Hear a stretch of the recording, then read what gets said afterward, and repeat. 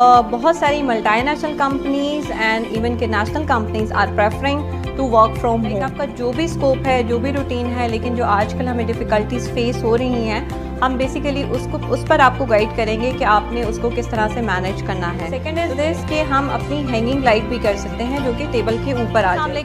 Welcome to another blog. I hope कि आप सब लोग अपने घरों में खैरियत से होंगे।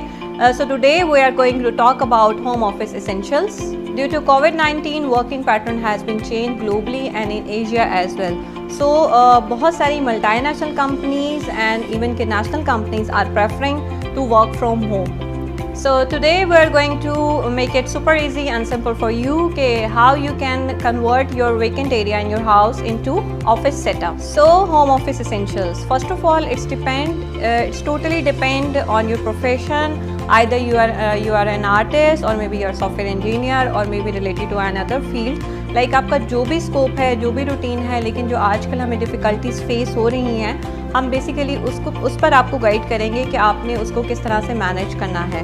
सो today we are going to give you some guidelines, आप किस तरह से अपने घरों में बैठे हुए अपनी वर्किंग रूटीन को मैनेज कर सकें। सबसे पहले हमें अपना एरिया डिसाइड करना है कि हम किस एरिया को चूज़ कर रहे हैं। Either that can be your bedroom, your living area or maybe your guest area. But area decide करने के लिए हमें क्या देखना है, हमें 2-3 एस्पेक्ट्स को माइंड में रखना है, विच इज़ कि डिस्ट्रैक्शन ना हो, बहुत सारे लोगों का आना जाना ना हो, क्योंकि उससे क्या होगा कि आप अपने वर्क को फोकस नहीं कर सकेंगे और रिलैक्स होकर अपनी वर्किंग रूटीन को कंटिन्यू नहीं कर सकेंगे। सो अब हम लोग बात करने जा रहे हैं ऑफिस फर्नीचर पर कि घर में ऑफिस सेटअप के लिए हमें किस तरह का फर्नीचर, मसलन टेबल किस तरह की चाहिए, हमें चेयर किस तरह की चाहिए। सो आई वुड रिकमेंड कि जो भी हमारा फर्नीचर है वो बहुत ज़्यादा बल्कि नहीं होना चाहिए, हैवी नहीं होना चाहिए। That should be very sleek, very smart. Once you have chosen the furniture, उसके बाद टेबल को डिकोर करने की बारी आ जाती है। उसमें ये है कि आपको सबसे पहले अपने टेबल पर मैट प्लेस करना है। मैट हमने इसलिए प्लेस करना है कि जो हमारी टेबल का टॉप है और जिसकी सरफेस है उस पर कोई स्क्रैच ना आए। लाइक जब हम अपना लैपटॉप ड्रैग कर रहे हो और ड्यूरिंग वर्किंग, सो उस पर उसको कोई डैमेज ना। नेक्स्ट स्टेप इज़ कि हम लोगों ने जो अपनी टेबल की प्लेसमेंट है उसको किस तरह से सिलेक्ट करना है। इट्स बेटर कि आप जो टेबल की प्लेसमेंट है वो किसी विंडो के पास करें, या अगर विंडो का कोई नेचुरल सोर्स आपको लाइट का नहीं मिल रहा तो उसमें हम लोग क्या कर सकते हैं कि हम एक टेबल लैम्प ऐड कर सकते हैं जो कि स्मार्ट हो, ट्रेडिशनल लाइट ऐड हो जाएगी उसमें। एंड सेकेंड इज़ दिस कि हम अपनी हैंगिंग लाइट भी कर सकते हैं जो कि टेबल के ऊपर आ जाएगी।